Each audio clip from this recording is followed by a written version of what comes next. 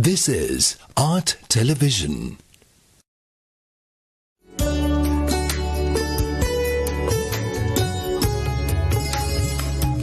Thank you very much, Wally.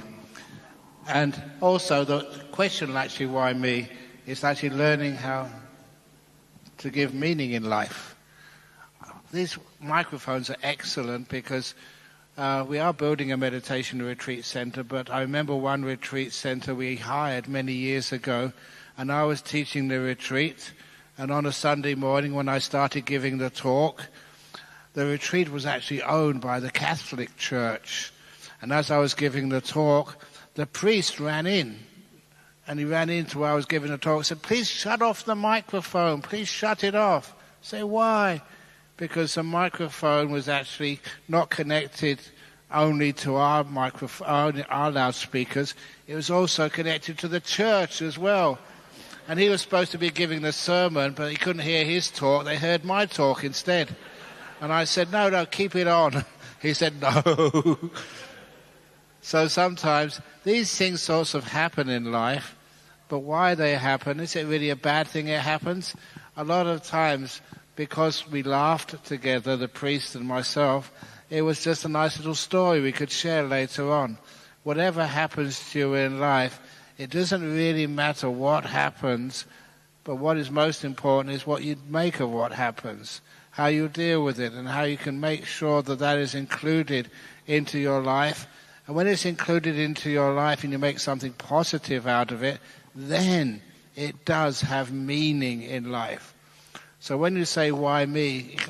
Why is trying to find some meaning into what happened in life. And you know that sometimes we can always feel that, oh, this is terrible, I've got bad luck, I was born on the wrong side of the tracks. But I actually was born on the wrong side of the tracks. Where I was born was a very poor place. We only had a very small, what they call council flat, government-subsidized housing where I was born. But nevertheless, because there was 4 people, my mum, my dad, and my brother and myself, we had to live so close together. And I thought this was normal. It's only later on in life you saw like big houses. And nowadays I think it was a great good fortune to live in a small house. Because my mother and father couldn't hide anything from the kids. I remember quite a few times when they would have an argument. And they would fight. And then once they had an argument, the kids were around, my brother and I, and then afterwards they looked at the kids, myself and my brother, and then they made up. They made up in front of us. And what I learned from that was that arguments and not getting on with one another from time to time are normal. They're natural, they're part of life. Any couples here have never had an argument, ever? So you had arguments. And members of our Buddhist Society of Victoria Committee, have you had arguments? Oh dear.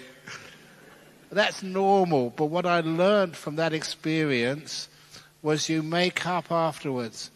And sometimes seeing my mother and father having had an argument, hug and kiss in front of their 2 children, I learned so much from that. Number one, having differences of opinion is normal, is natural, but what is most important, you learn how to make up afterwards and live in peace and harmony together. That was more important. And so honestly, sometimes when my mum and dad had an argument, I thought, well, great, I'm going to see something beautiful soon. And that's what I did see, them making up.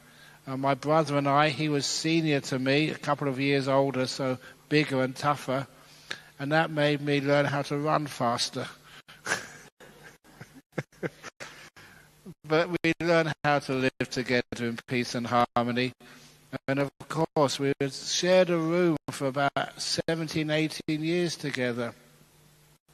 And because we shared a small room together, that also meant that I learned how to love my brother. These days, if you have a family and you have a house, please don't put your children in a separate room. Put them in the same room. They may make a lot of noise, but at least they learn how to live in peace and harmony together. All of those people, like the Sri Lankan people here, who were born in Sri Lanka. Sometimes you grew up in a small village. Sometimes it wasn't just 2 people to a room. Sometimes it was about 5 or 6, 7, 8, 9, 10 in a room. That's all you had. But what happened was you learned how to love one another, and you became friends for life. And look at my brother. My brother was a banker, and I was a Buddhist monk. Total opposite ends of the spectrum. But can we still care for one another?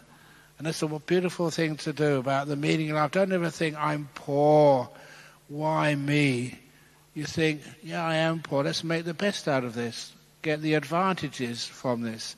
And so often that's what I learned from life. It doesn't matter what life throws at you. It's what you make of it. The old story, which I'm sure that many of you remember, because many of you have said when I was signing your books, you've seen me before on YouTube. This is one of those stories which is so great, it can be used for almost anything. That when you go home and you tread in the dog shit, what do? Please excuse me for saying the word S-H-I-T, because I can quote you, if you like, the Buddha telling his monks and nuns, you must use the local language whenever you give a sermon. I don't need to explain any more. This is Melbourne. And so anyway, so when you tread in the dog shit on the way home, what should you do? Please never scrape it off your feet or your shoes. At least not yet. Wait till you get home in your garden. That's the place to scrape the shit off. Under the mango tree or the apple tree, doesn't matter what you like, under that. When you scrape the shit off under the mango tree, what's going to happen? 1 year later, you're going to get the juiciest, sweetest mangoes ever in Melbourne. And when you do, please offer some to the monks and the nuns, because we like mangoes too. And when you're eating that mango, you must always remember what you're eating. And it's been transformed into sweet, juicy mango. And I don't know if you know the origin of that story. The origin of that story was my 6th year as a monk over in Thailand. I had this gorgeous monastery I was staying in. It was staying in a monastery in the far north in the middle of a tea plantation. I'm English. That's where I was born. And to be a monk in the middle of a tea plantation, that was like heavenly for me. Had as much tea as I could drink. And not only that, there was a very deep cave there. And I'd go there in the morning, maybe 9 o'clock after having my one meal of the day, go into that cave and meditate there most of the day and come out about 4 o'clock in the afternoon. And outside of that cave, there was a papaya tree. And that papaya tree, that was the juiciest, sweetest papayas I've ever tasted in my life. You know why? Because there were so many bats in that cave that when they flew out, that's where they did their poo. And all that poo from the bats went into that papaya tree, and it made it the juiciest, sweetest papaya you could ever have in your life. So that's actually where that simile came from real life. But it was useful because when you do have difficulties in your life, you should never say, why me? You should say, thank you. Thank you, you've had this great opportunity. And example of that you already mentioned, I was at the back there, that my preceptor was a monk called Somdet Buddhajan. That's like a Thai title.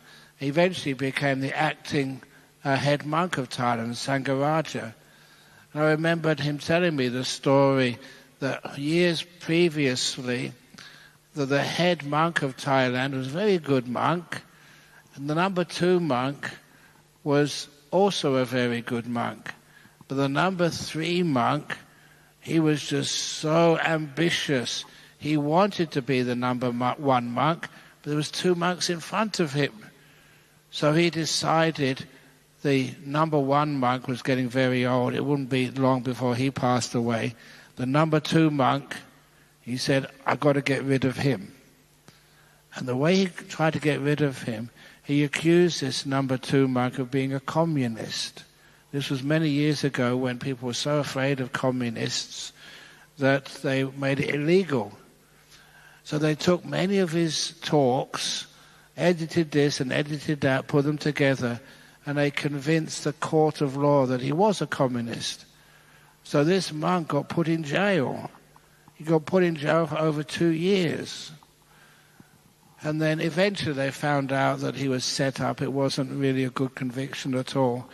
And also the first monk had died, and the second monk who said all of this also was found out to be wrong, and he died too. So when this monk was released from jail, they said, sorry, we shouldn't have done this, we were wrong. But you know what this monk said? He'd been put in jail for 2 years on a charge which was fixed up. It was a false charge. He said, no, thank you. Those were 2 of the best years of my monk's life. I never needed to give a talk. I never needed to sign any books. No one asked me any questions. I didn't have to go anywhere. I could sit in this cell in one of the prisons, and it was peaceful enough. I got food every day, which was good enough. I had no responsibilities and duties at all. And I could go to the library and catch up on all my reading and meditate. He said it was the best 2 or 3 years of my monk's life. And I thought, wow, that was a really, really good monk. Even though you were put in jail, you don't complain about it, you make the best use of it. So would you like to go to jail? Sometimes it's very... it's very attractive to me.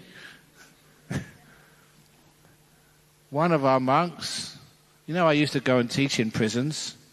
One of our monks was teaching in a new prison, and the prisoners started to get to like him. He was a very kind man and told new jokes to them which they couldn't hear outside. And so anyway, that one day they asked him, can you stay a bit longer? We want to actually give you a cup of tea and ask you some questions. So he stayed a bit longer, and they asked him questions. What's it like being a monk in Australia, a Buddhist monk? Do you know what time of the day we usually get up? It was 4 o'clock in the morning. And then the prisoner said, 4 o'clock in the morning? Even murderers don't have to get up that time. What bad karma did you do, monks, to have to get up so early? But then what do you do? Can you turn on the TV and watch the morning news or the late night movie or anything? No, we don't watch TVs. We meditate. Oh, okay. Then what about breakfast? Now, we've got a bit soft these days. Sometimes we have breakfasts. But in those old days, we didn't have any breakfast at all. If I did have a breakfast, I'd have one of these cups with, I think, 3 Weetabix in, and that was it. And he said, is that all you get? Because in prison, you can get anything you want. You can get pancakes, waffles, bacon and eggs. You can have anything. I said, no, that's all we get in monastery which Ajahn Brahm runs. That's terrible, they said. But what do you do after breakfast? Can you go and have a relaxing walk or just go and sleep or something? He said, no. After breakfast, we have to work. Is that the case, Ajahn Mudito? How much do you work? Oh, yeah, really hard. And when we said how much we work, the prisoners were really aghast. They wouldn't make us work that hard in jail, they said. And then after, what about your lunch? And you know, the lunch we eat out of our bowl. Usually everything goes in one bowl. One of the reasons why in the fundraiser for the Newbury Buddhist Monastery, they wrote a cookbook, and they asked me to do the introduction. So I gave a couple of my recipes. And these are recipes, food I've actually eaten in Thailand. Once it was sticky rice, you know the glutinous rice? With a frog on the top. I was a vegetarian before I became a monk, but this was what the villagers ate. What they ate, I had to eat. Just one frog on top. Quite a nice big size one. It wasn't fried, it wasn't sautéed, it was just boiled. No salt, no chili, no pepper, no seasoning at all. Just a boiled frog on top of a stick. Honestly. And then you had to be... There was one time, any kids here, please, when you go to school, always pay attention, especially to biology. I knew my biology. I knew one part of a frog from the other part of the frog. So I knew what to eat. The monk sitting next to me, this is true story. The monk sitting next to me, he pressed one of the organs. It was a frog's bladder. Yeah, the frog peed all over his rice. That was the end of the meal for him. He went hungry that day. So I put that in the recipe book. Frog on rice. One of the other things which I remember eating, we had some spaghetti bolognese. This was quite good food. And this I think was in Australia, somebody put strawberry ice cream on top of it in the bowl. We tried to keep it separate at first, but when they carried my bowl up, I opened the lid and there was strawberry ice cream on spaghetti bolognese. Have you ever eaten that? So why do you always say yuck? You should try it one day to find out for sure. Actually, it was yucky. But these are the sorts of things which, you didn't like to eat, but you did eat. And what did you do when that happened? That was your one meal of the day. Nothing in the afternoon or evening. That was it. So quite a few times when these things did happen, you just made the best out of them. You didn't say, why me? You said, this is wonderful, let's eat it. This is what the villagers eat. And it keeps them going. So why don't you try it too? And that sort of positive attitude to things meant you weren't going to get negative at all.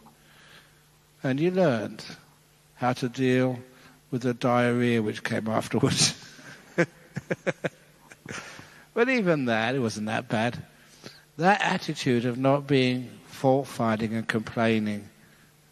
So whenever you say, why me, the answer is obviously, why not? It has to happen to somebody. And you don't compare yourselves to others. You just don't know.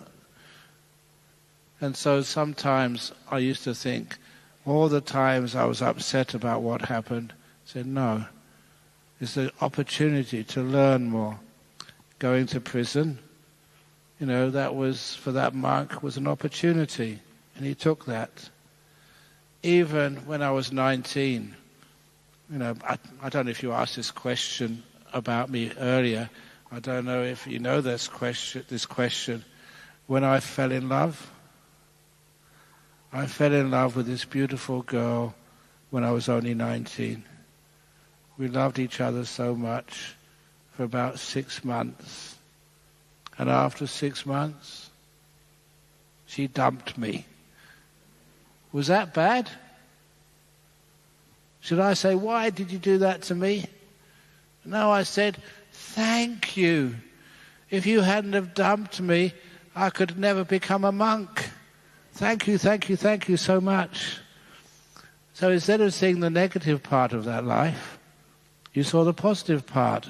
It gave you more opportunities in different areas which you never perceived at first. So much of the life, you never think that you had bad luck. It was just an opportunity. Good opportunity, bad opportunity. Never think like that. It's just an opportunity. It's how you deal with it makes it good or makes it bad. So whatever happens in life, you learn how to accept it and give it meaning. Meaning is not inherent in the experience. Meaning is what you give to what happens to you in life. It's how you interpret it, what you make of it. And I've found in all the years I've been alive, did you ask how old I was? You know how old I really am? I'll tell you, it's I've just got to work it out quickly. I think it's 838. I'm a monk, I can't lie. Is that true? Do I lie? No, I don't lie. 838. You've got that down there in the book? 838 months.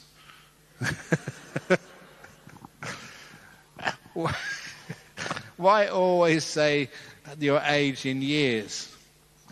It's just almost 71 soon. So I worked it out, 838. Is that right?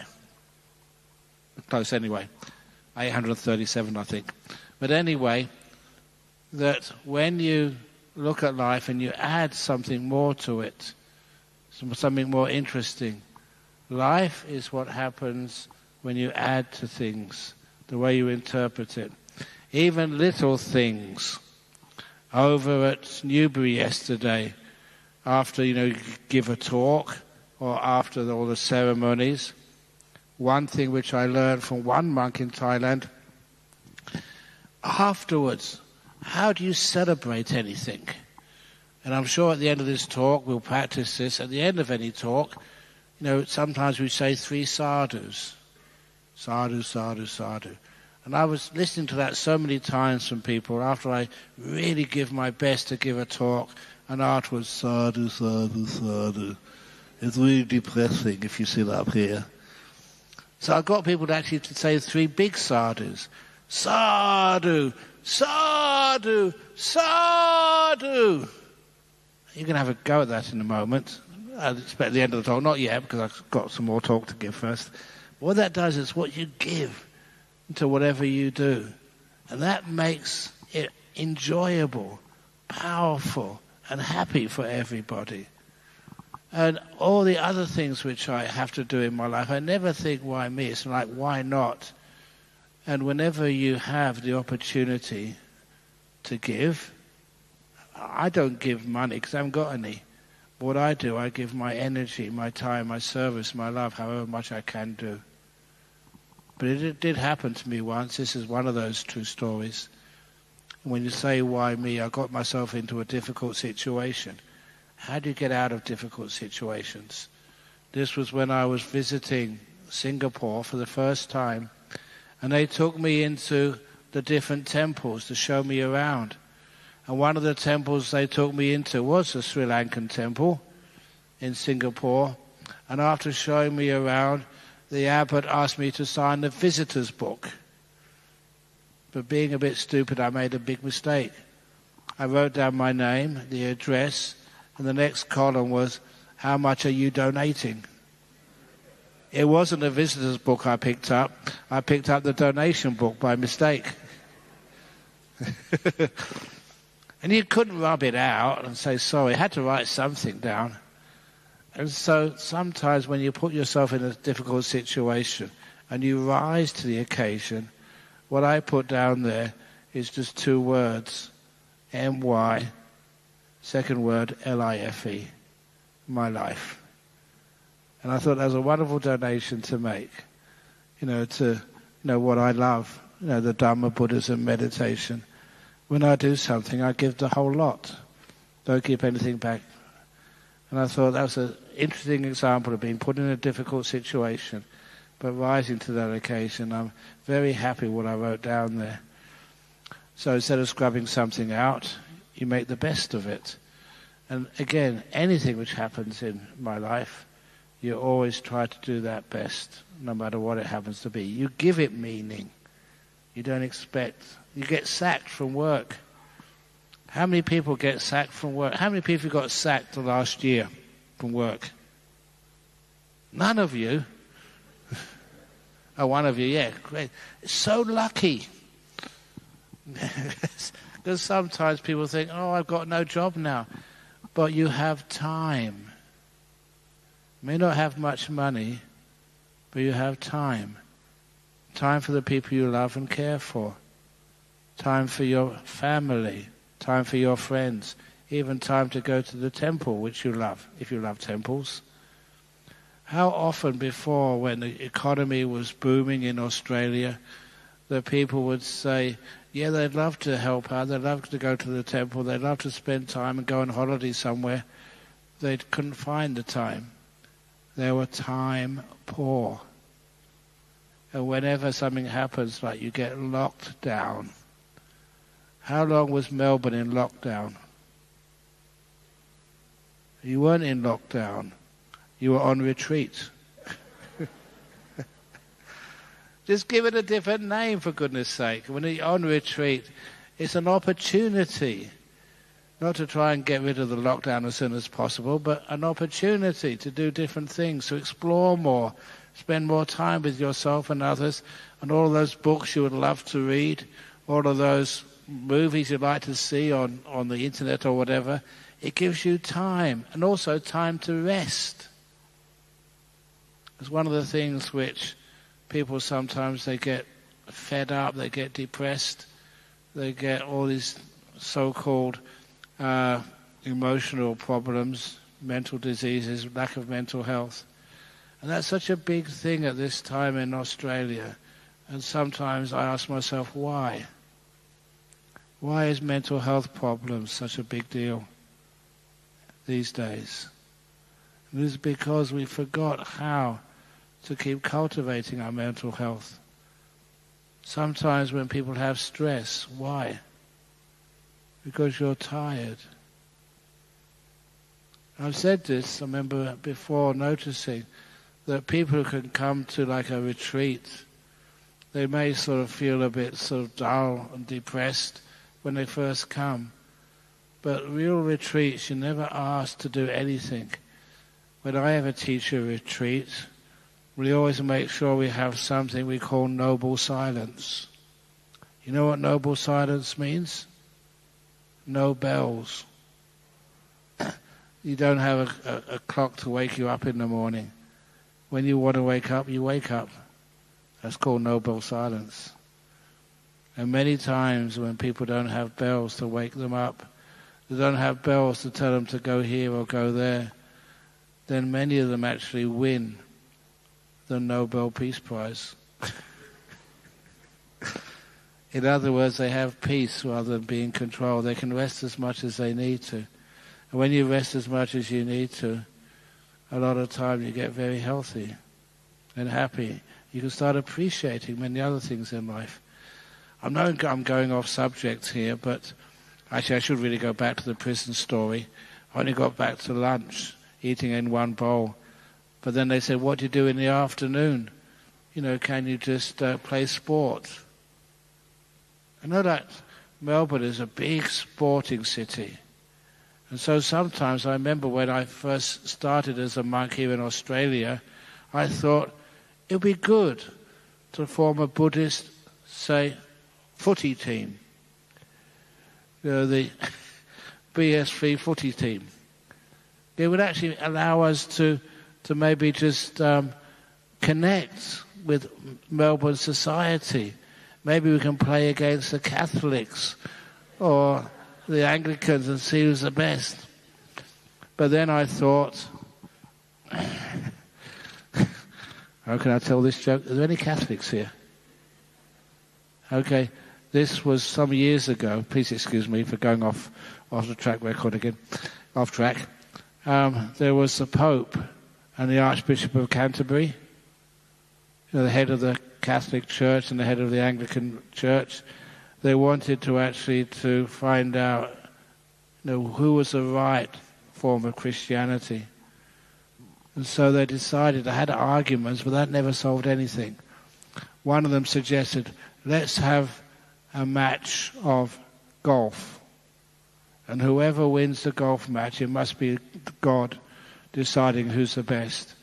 If the Pope wins, then the Archbishop of Canterbury has to convert to being a Catholic.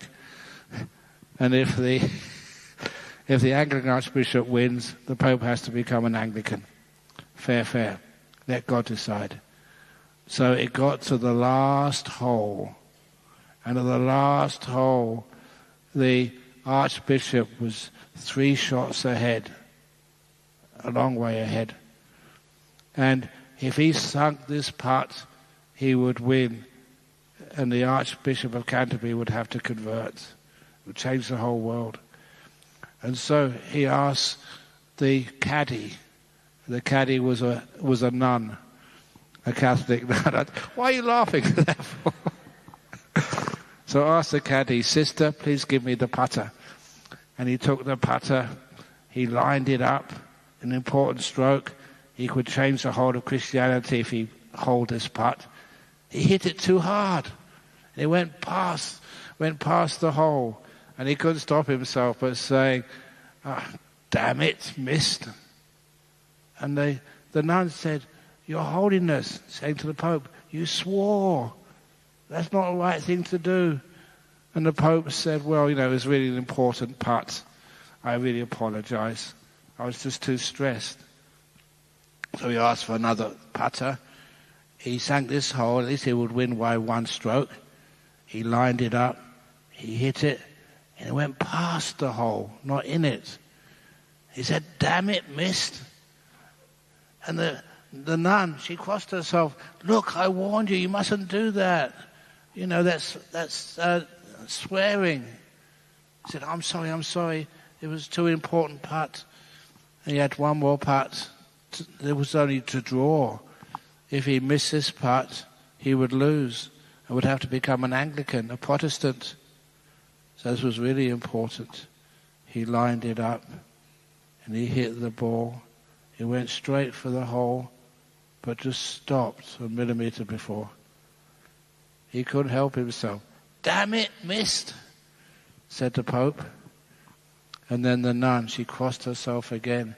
But before she could scold the Pope, there was this big flash of thunder, and a big bolt of thunder came down and killed the nun.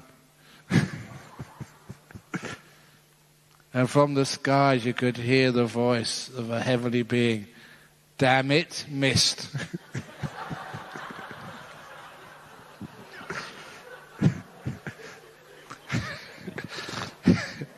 I do apologise, but not really.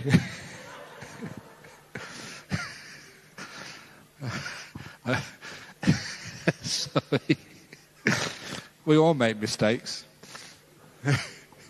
But anyway, going back to what you do afterwards. Can you play sport? So no, the monks can't play sport. The reason I played tiddlywinks was because it didn't really matter who won and who lost. It was just good fun. But I thought that if we did have a Buddhist AFL team, how would it work? Remember, we run because of compassion is really important. So if the other team wanted the ball, of course you'd give it to them. You would never tackle them. That would be just, too aggressive. And you'd always make sure you lost. Otherwise, it would hurt the other team. So I realised starting a Buddhist AFL team wouldn't work. So no, we don't play sport in the afternoon in monasteries. Well, what do? Oh, we meditate. Sometimes people work in the afternoons, like Ajahn, making sure all the building work is done properly. What about dinner in the evening? Dinner? Monks don't have dinner. Just frog and rice once a day is more than enough to endure. So we do some meditation, maybe listen to a talk. What time do you go to bed? Bed? Over in Newbury Buddhist Monastery, you got a bed for me. But where I actually live, the cave over in Bodhinyana, where I live, I sleep on the floor. We don't have beds. You know one of the reasons I sleep on the floor? Because you can always roll over and you never fall out of bed. It's a much better way to sleep. And I never get up on the wrong side of the bed in the morning. I don't know what side of the bed I get up on. You just keep rolling. But anyhow, when we said that to these prisoners, one of them, this is true. I make up many things, but this part of the story is absolutely true. He said, "That's terrible in your monastery. Why don't you come in here and stay with us instead?" He was invited to stay in the prison because one way of looking at things, monastic life in Australia is much harder than what you do in a prison. In a prison you get 3 good meals a day. You get a nice bed to sleep in. You don't have to work so hard. You can watch the TV if you want to watch TV. And you can play AFL football with your friends. I don't know what else you can do in there. But in a monastery, you can't do any of that. So why are there more monks waiting to try and get into Bodhinyana monastery? And there's so many people waiting to try and get out of prison. Why? What is the difference between a prison and freedom? A prison is any place you don't want to be. Freedom is just wanting to be here. You ever seen prison? Or any place. If you make the best use of it, you want to be here, then you never feel that you aren't free. So, your job you're in, do you like the job you're in? Or would you like to get a better job? If you want to get a better job, you're like in prison. You don't like being here. If you're in a relationship you don't like, it feels like you're in prison again. But when you want to be here, you're free. Sometimes if you have a sickness, an illness, and you don't like it, then you're in a prison again. But when you can appreciate some of the benefits, and I'm saying this carefully, some of the benefits of your sickness, then you can feel free. This one gentleman was talking to me for counseling. He was clinically depressed. And when I started talking to him, I asked him what he had for breakfast that morning. He said, ice cream. You had ice cream for breakfast? I said, yes, 2 bowls of it. Because I'm depressed, I can eat whatever I like. I said, listen, please, when you get better, don't tell your wife. Don't tell her you're better, otherwise you'll have to give up eating ice cream in the morning. And he understood. He said, yes, I understand that. There are benefits. And sometimes people don't see those benefits. They want things to be different. Please make peace with whatever situation you're in right now. When you make peace, you can find benefits. And never you say, why me? You always say, thank you. There's sometimes that all the work and jobs we have to do in a monastery or anywhere, whatever you have to do you really reject? You don't want to do it? Why do I have to work harder than other people? They always say in any institution there's about 10% do all the hard work and 90% are passengers. You may get paid the same amount of money, but a few people really put their heart into what is being done. And they're the real ones who really keep the thing going. Now, which ones are you?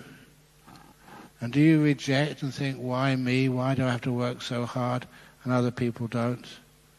Please understand that I learned years ago from someone like an Ajahn, if I have to work harder, it's a privilege. Thank you for giving me that opportunity to work harder than others. And I see it in a totally different way. So much so that you teach that a lot to the young monks, people like an Ajahn Mudita over there in the front. Teach them so that they do work harder than maybe some of the other monks in the monasteries in which they live. And they do that because it's a privilege. It's like giving, service. And I get so much joy and happiness out of that. So much so that recently, maybe a couple of people were there over in Perth during the time I did a Waisak ceremony. In the morning time, this was not this last Sunday, but 8 days ago, in the morning I had a cough. It was very hard to chant, very hard to talk, and I felt terrible. But I was the only one who could do that ceremony, so I did that ceremony. And a sensible person would have just taken a rest. It wasn't COVID, it was just a bit of tiredness. But a sensible person would have taken a rest. But that's not how I was trained. If you can do it, you do it. And I gave it everything I got for that day. And then what happened in the afternoon, in the evening, I got so inspired. I got huge amounts of energy coming up because I was doing something which was wonderful for our community over there on Wesak Day. It was a full moon night. And when I started walking, we do the circumambulation, walk around the shrine for 3 times. I was so inspired. And that was the end of my cough. I never coughed after that. And many people in the audience were sort of struck. Especially I remember just going back to monastery afterwards.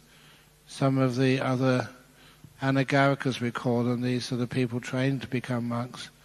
Where's your cough gone, Ajahn Brahm? It disappeared just because of inspiration, doing something wonderful and joyful. And so I know now, instead of saying, why me, I say, thank you. Thanks for giving me that opportunity to work harder, to give more, and to help more. And that gives a lot of benefits. Instead of why me, and always complaining and comparing yourselves to others. Life gives you so many opportunities to serve. And when you serve, and service is the most important part of you. I don't mean anything holy, just being able to help somebody. Or help yourself, or whoever it happens to be. That opportunity is so wonderful that whenever I see it coming, I say, I'm going to do that service. And give it as much as you possibly can. So many times, even simple things that try to open the door for Ajahn Mudito. I'm senior to him, and our rules means he's supposed to open the door for me. But every opportunity I can, I open it for him. Is that true, Ajahn Mudito? Yeah. Why do I do that? Because it's fun. It's fun. Instead of saying, why me, why not? And that means that each one of you, even, sometimes I open the door for you. And sometimes you say, no, Ajahn Brahm, you're a monk. You're a senior monk. I'll open the door for you. Some of the times that instead of sitting in the front, you sit in the back. I love doing that. Almost like hiding myself. I did that once in Vietnam, sitting in the back in a conference while somebody else was giving the presentation. And this Vietnamese monk sat next to me. And then he wanted to check his English and practice his English. So he said, where are you from? And I said, oh, me, I'm from Australia. He said, Australia? He said, do you know a monk called Ajahn Brahm? Because Ajahn Brahm doesn't really sit in the back. And I said, yes, I know him very well. I am Ajahn Brahm. And I always remember that because he went, ah! And that was really funny, for me anyway. But, you know, actually, all of that introduction, who actually am I? Some years ago, I think I told a story over in Newbury. Some years ago, I decided, actually, I said 800 and something age in months, but in years, this is my 71st year. And I qualified for a senior's health card. So I thought, why not get one? Again, I haven't been sick in the hospital sick in years. But I thought I might as well go and get one. So I went online, and then they said, no, you can't get one online. You have to actually come into the Centrelink office, because only there can you have your identity confirmed. And so I went into the office and made an appointment. And then they started asking me, first question, can you prove who you are? And I told this lady that I have been a monk over 48 years. I've been trying to find the answer to that question for my whole life. And she wasn't as kind as you were. She said, listen, this is serious, stop telling jokes. Okay. I was trying to be serious, honestly. Can we see your driver's license? I said, I don't have one. Can I see your credit card? Don't have one. Your banking details? Don't have one. Your rental agreement where you live, don't have one. The ownership of your house document, I don't have that. Can I see your marriage agreement, marriage license? I don't have one of those either. It's pretty obvious. And in the end, when they're asking all these things which identify you, I didn't have any of them. And so in the end, she said, well, you don't exist. And I said, the Buddha was right. So instead of getting sort of upset, you turn that conversation to something which, was repeatable in talks. I think actually this is the second time I've told that story, isn't it? When was the first time? Yesterday. You see, so what happens when you make a mistake like that and you tell it twice? And then what happens is you make fun of it and have a joke about it. So you don't say, why me? Why do I have to say the same story twice in a row? Anyway, not everybody was there yesterday. And also I often say that I like telling talks to elderly people. Because when you're old, you don't remember that I told that story yesterday. So the reason I told that story was just to test out who of you have got good memory and who of you haven't.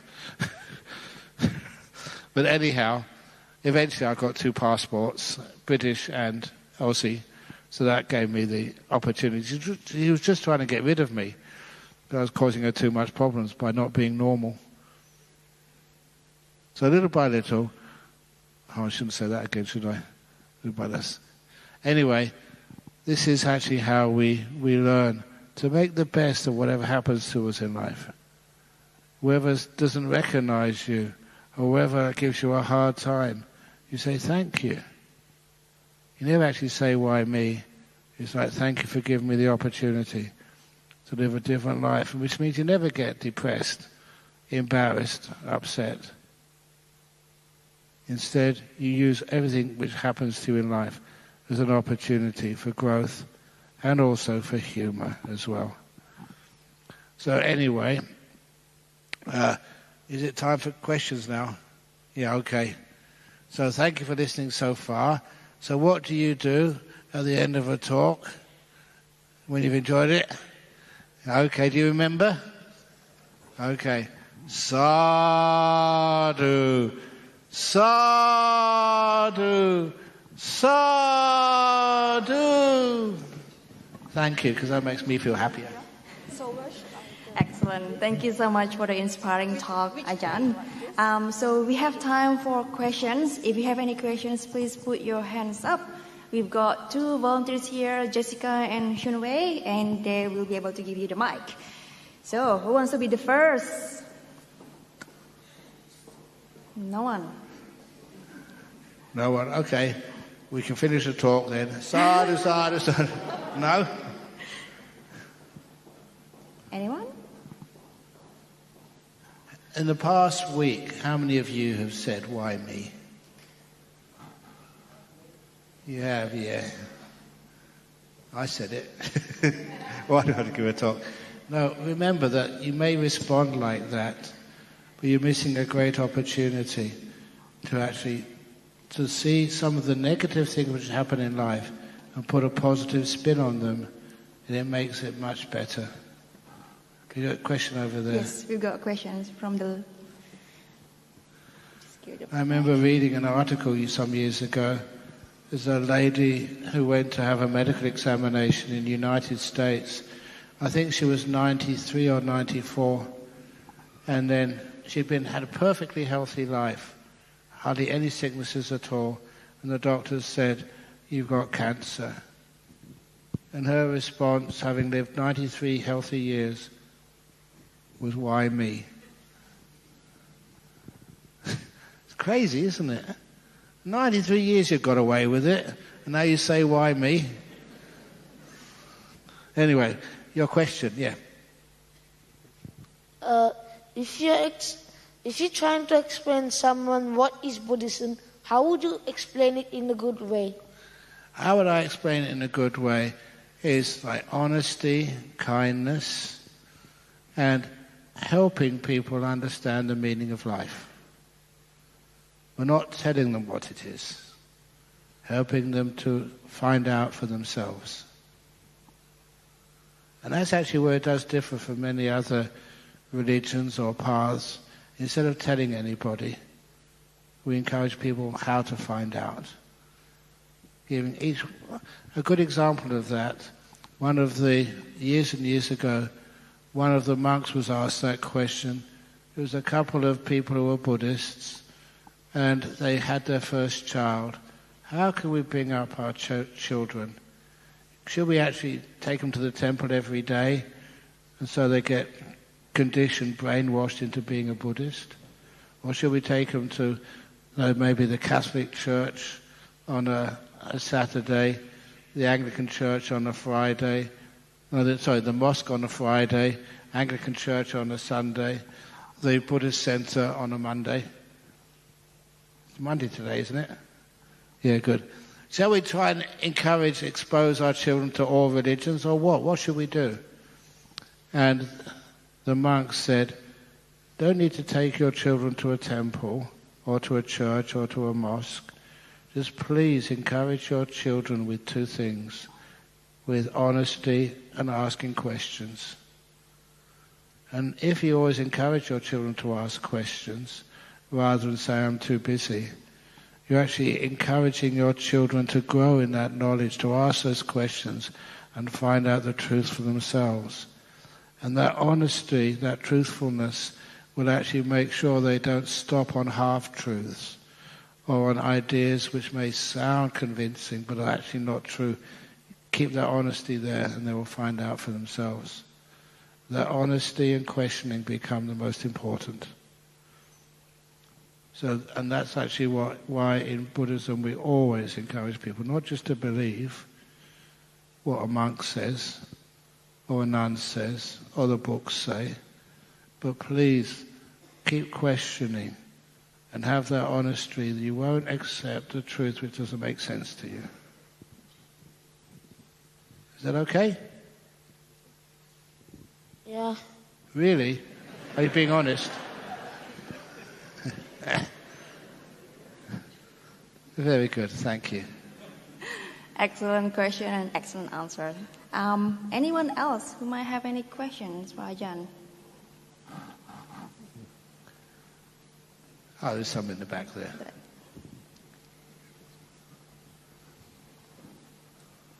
Yes. Hi.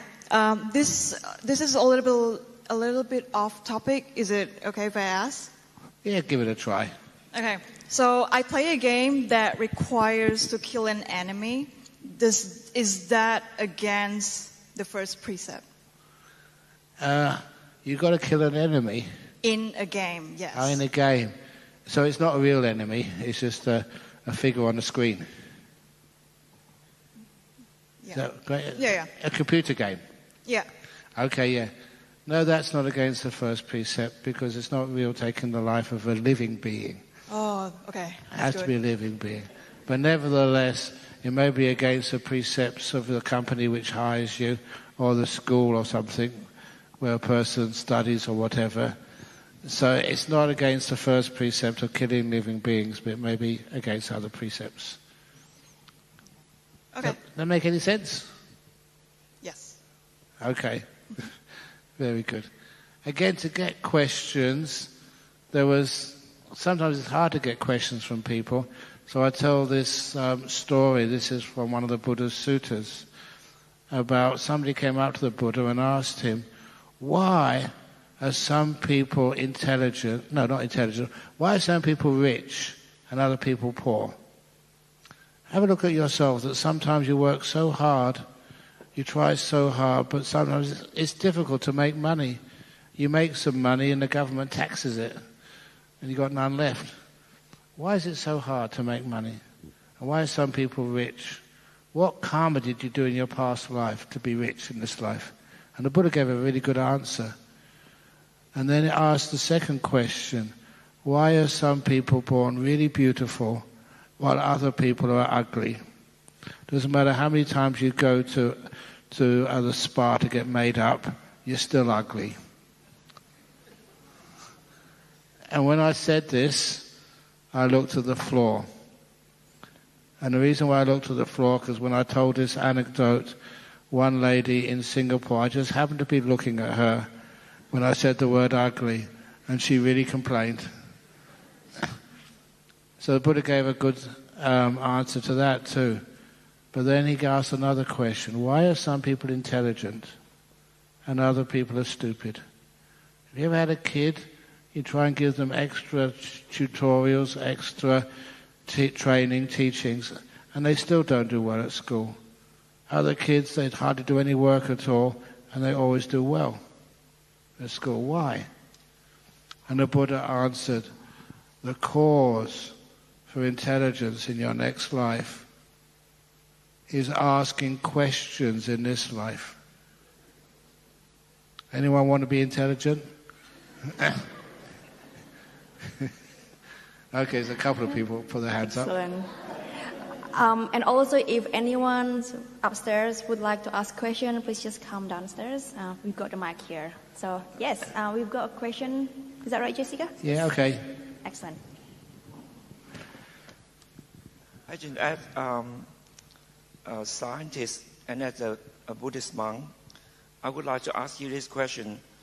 Since a lot of futurists actually predict the singularity of technological singularity, will it be the end of humanity or super intelligent, artificial intelligence?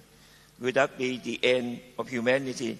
And what is your thought about that? Thank you. Well, sometimes I think the singularity, you mean a black hole? The technological singularity is an idea that the technological advancement to the level that no scientist can predict what's going to be after that. Because like a whole event horizon, no one can know anything after event horizon. So the singularity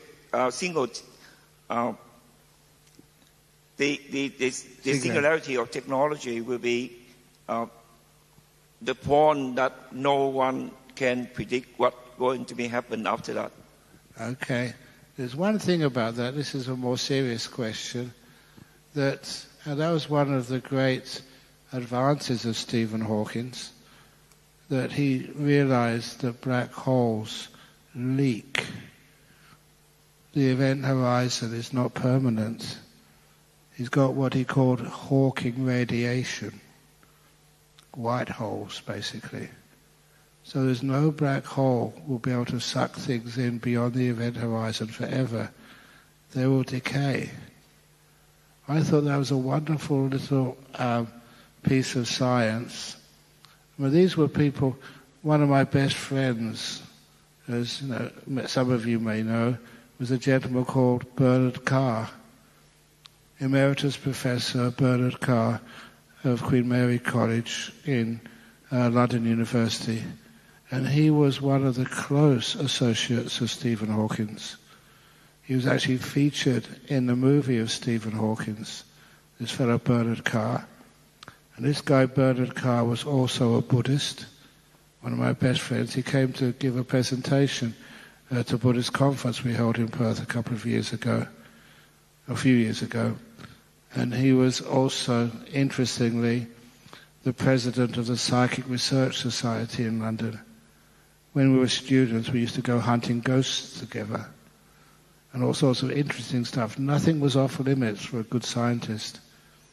But he was also saying, and I noticed this, that there's no such thing as a black hole which is permanently black. It leaks after a while.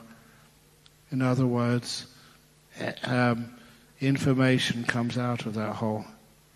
It's almost confirming, it's such a weird part of physics, but was confirming that nothing is permanent.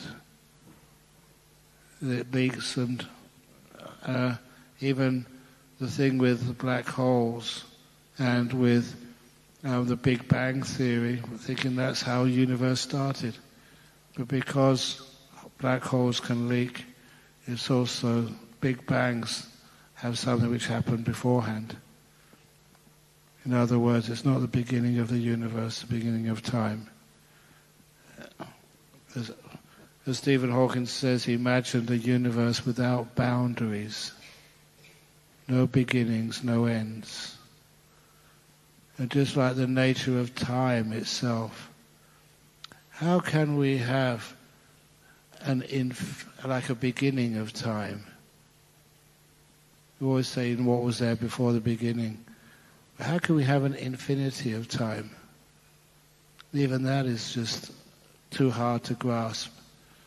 And one of those answers for those of you who are philosophical, many centuries ago, human beings, thought this earth was flat.